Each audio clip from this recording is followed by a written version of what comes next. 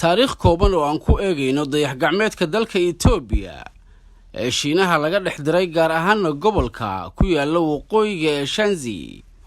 dayax-gacmeedka waxa hawshiisa si toos ah loo bilaabay sanadii 2016. qiimaha uu ku kacay ayaa dhan $8 milyan oo dollar. 6 milyan oo ka mid ah lacagtaas waxa bixiyay dalka Shiinaha, halka 2 milyan ee soo harayna meelo kala duwan laga keenay oo ay Itoobiya ku jirto. dayax-gacmeedkan waxa wada dhisay saynisyahano Itoobiyaan iyo Shiineys isugu jira.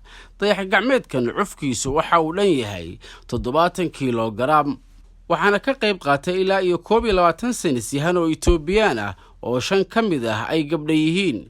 laakiin saynisyahanada dayax-gacmeedkan dhisay badankood waxay ahaayeen Shiineys. dirista dayax-gacmeedkan intii ay socotay waxaa si toos ah loogala socday dalka Itoobiya.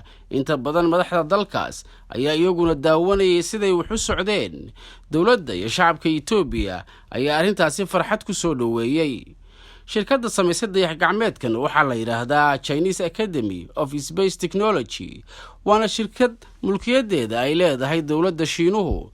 dayax-gacmeedkan waa nooca loo yaqaano observatory satellite, waana mid loogu talagalay in loo isticmaalo sahminta farsamada beeraha, cimilada, ilaalinta deegaanka, soo saarista khayraadka dhulka ee macdanta iyo shidaalka. sanadkan aynu ku jirro waxaa qaaradda Afrika laga diray ilaa iyo 8 dayax-gacmeed oo kale.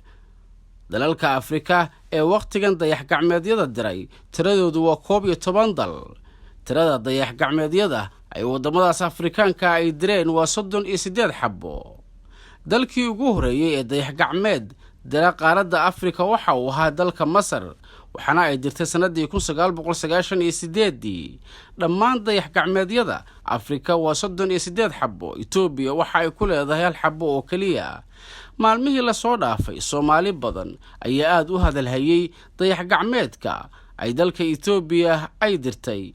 in badan oo ka mid ah Soomaalida waxa ay istuseen in dalkii ay jaarka ahaayeen uu horumar ballaaran gaaray. sidaas darteedna waxay dadweynuhu bilaabeen falcelino dhowra inay ka bixiyaan, iyagoo oranaya Itoobiya waa ay dhaqaaqday, Soomaalida waa loo yaabaa, dhowaan Soomaalida dhulkeeda iyo dadkeedaba waa lala wareegi doonaa. intii aynu isku jeednay ayay Itoobiya cirka martay iyo waxyaabo kale oo la mid ah. Soomaalidu inay la tacajabto oo ay arrintan aad ula yaabto ma aha wax la qariibsan karo, waayo halka ay taallo ayaa ah halka ugu hooseysa.